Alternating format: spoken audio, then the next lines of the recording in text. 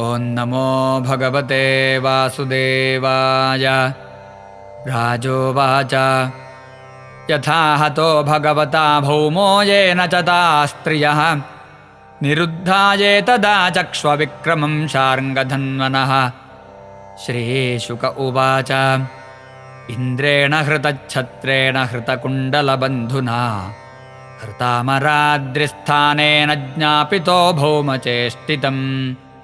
सभार्यो गरुडारूढप्राग्ज्योतिषपुरं ययौ गिरिदुर्गैः शस्त्रदुर्गैर्जलाग्न्यनिलदुर्गमम्।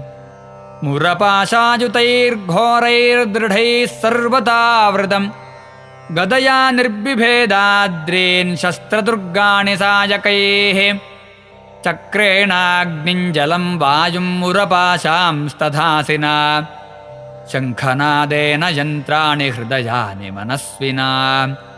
प्राकारं गदया गुर्व्या निर्बिभेदगदाधरः पाञ्चजन्यध्वनिं श्रुत्वा युगान्ताशनिभीषणम्। मुरश्शयान उत्तस्थौ दैत्यः पञ्चशिराजलात् त्रिशूलमुद्यम्य सुदुर्निरीक्षणो युगान्तसूर्यानलरोचिरुल्बणः। ग्रसंस्त्रिलोकेमिव पञ्चभिर्मुखैरभ्यद्रवत्तार्क्षसुतं यथोरगः।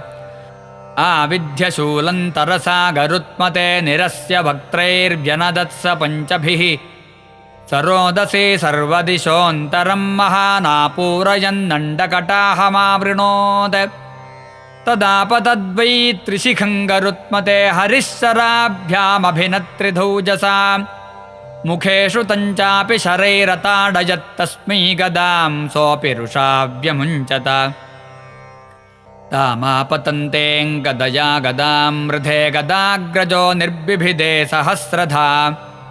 उद्यम्य बाहो नभिधावतो जितः शिरांसि चक्रेण जहारलीलया। व्यसुः पपाताम्भसि कृत्तशीर्षो निकृत्तशृङ्गोद्रिरिवेन्द्रतेजसा। तस्यात्मजाः सप्तपितुर्वधातुराः प्रतिक्रियामर्षजुषः समुद्यताः। ताम्रोऽन्तरिक्षश्रवणो विभावसुर्वसुर्नभस्वानरुणश्च सप्तमः। पीठं पुरस्कृत्य च मोपतिं मृधे भौमप्रयुक्ता निरगन्धृतायुधाः। प्रायुञ्जतासाद्य शरानसीन् गदाश्चक्तिष्टिशूलान्यजिते रुषोल्बणाः। तच्छस्त्रकूटं भगवान् स्वमार्गणैरमोघवीर्यस्तिलशश्च तान् पीठमुख्याननयद्यमक्षजन्निकृत्तशीर्षोरुभुजाङ्घ्रिवर्मणः। स्वानीकपानच्युतचक्रसायकैस्तथा निरस्तान्नरकोधरासुतः। निरीक्ष्य दुर्मर्षण आस्रवन्मदैर्गजैः पयोधिप्रभवैर्निराक्रमत्। दृष्ट्वा सभार्यं गरुडोपरि स्थितं सूर्योपरिष्टाः सतडिद्घनं यथा। कृष्णं स तस्मै व्यसृजच्छतघ्नें योधाश्च सर्वे युगपत्स्म विव्यधुः। तद्भौमसैन्यं भगवान् गदाग्रजो विचित्रवाजैर्निशितैः शिलीमुखैः। निकृत्तबाहूरुशिरोध्रविग्रहं चकार तर्ह्येव हताश्वकुञ्जरम्। यानि योधैः प्रयुक्तानि शस्त्रास्त्राणि कुरुद्वः। हरिस्तान्यच्छिनत्तीक्ष्णैः शरैरेकैकशस्त्रिभिः। उह्यमानः सुपर्णेन पक्षाभ्यान्निघ्नता गजान्। गरुत्मता हन्यमानास्तुण्डपक्षनखैर्गजाः। पुरमेवाविशन्नार्ता नरको युध्यत। दृष्ट्वा विद्रावितं सैन्यं गरुडेनार्दितं स्वकम्। तं भौमः प्राहरच्छक्त्या वज्रः प्रतिहतो यतः। नाकम्पततया विद्धो मालाहत इव द्विपः। शूलं भौमोच्युतं हन्तुमाददे वितथोद्यमः। तद्विसर्गात् पूर्वमेव नरकस्य शिरो हरिः। अपाहरद्गजस्थस्य चक्रेण क्षुरनेमिना। सकुण्डलं चारुकिरीटभूषणं बभौ पृथिव्यां पतितं समुज्ज्वलत्। हाहेति साध्वित्रिषजः सुरेश्वरामाल्यैर्मुकुन्दं विकिरन्त ईडिरे ततश्च भूः कृष्णमुपेत्य कुण्डले प्रतप्तजाम्बूनदरत्नभास्वरे स वैजयन्त्या वनमालयार्पयत्प्राचेतसञ्छत्रमथो महामणिम् अस्तौषीदथ विश्वेशं देवी देववरार्चितम् प्राञ्जलिः प्रणता राजन् भक्तिप्रवणया धिया भूमिरुवाच नमस्ते देवदेवेश शङ्खचक्रगदाधर भक्तेच्छोपात्तरूपाय परमात्मन्नमोऽस्तु ते नमः पङ्कजनाभाय नमः पङ्कजमालिने नमः पङ्कजनेत्राय नमस्ते पङ्कजाङ्घ्रजे नमो भगवते तुभ्यं वासुदेवाय विष्णवे पुरुषायादिबीजाय पूर्णबोधाय ते नमः अजाय जनयित्रेस्य ब्रह्मणेऽनन्तशक्तये परावरात्मन् भूतात्मन् परमात्मन् नमोऽस्तु ते त्वं वै सिसृक्षोरज उत्कटं प्रभो तमो निरोधाय बिभर्ष्य संवृतः स्थानाय सत्त्वं जगतो जगत्पते कालः प्रधानं पुरुषो भवान् परः अहं पयो ज्योतिरथानिलो नभो मात्राणि देवामन इन्द्रियाणि कर्ता महानित्यखिलं चराचरं त्वय्यद्वितीये भगवन्नयं भ्रमः तस्यात्मजोऽजं तव पादपङ्कजं भीतः प्रपन्नार्तिहरोपसादितः तत्पालयैनं कुरु हस्तपङ्कजं शिरस्य मुष्याखिलकल्मषापहम्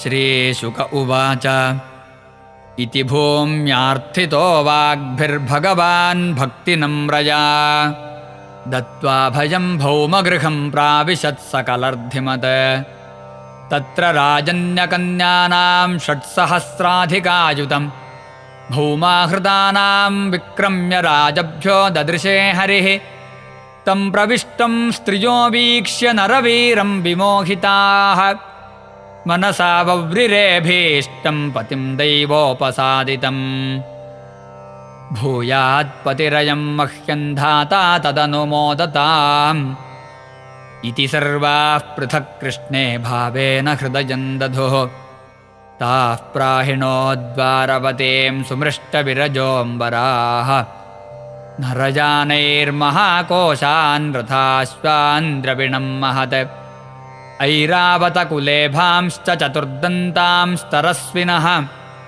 पाण्डुरांश्च 64 प्रेषयामास केशवः गत्वा सुरेन्द्रभवनं दत्त्वादित्यै च कुण्डले पूजितस्त्रिदशेन्द्रेण सहेन्द्राण्या च सत्प्रियः चोदितो भार्ययोत्पाट्य पारिजातं गरुत्मति आरोप्य सेन्द्रान् विबुधान् निर्जित्योपानयत्पुरम् स्थापितः सत्यभामाया गृहोद्यानोपशोभनः अन्वगुर्भ्रमराः स्वर्गात् तद्गन्धासबलं पटाः यया च आनम्य किरीटकोटिभिः पादौ स्पृशन्नच्युतमर्थसाधनम् सिद्धार्थ एतेन विगृह्यते महानहोऽसुराणां च तमोऽधिगाढ्यताम् अथो मुहूर्त एकस्मिन्नानागारेषु ताः स्त्रियः यथोपजेमे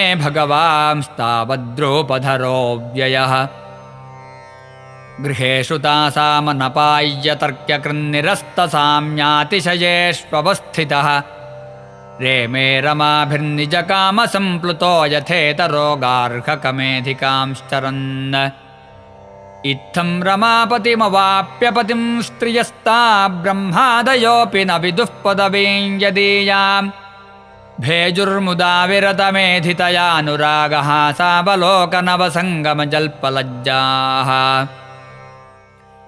प्रत्युद्गमासनवरार्हणपादशौचताम्बूलविश्रमणवीजनगन्धमाल्यैः केशप्रसारशयनस्नपनोपहार्यैर्दासीशता अपि विभोर्विदधुस्मदास्यम् इति श्रीमद्भागवते महापुराणे पारमहंस्यां संहितायां दशमस्कन्धे उत्तरार्धे पारिजातहरणनरकवधो नाम 59तमोऽध्यायः।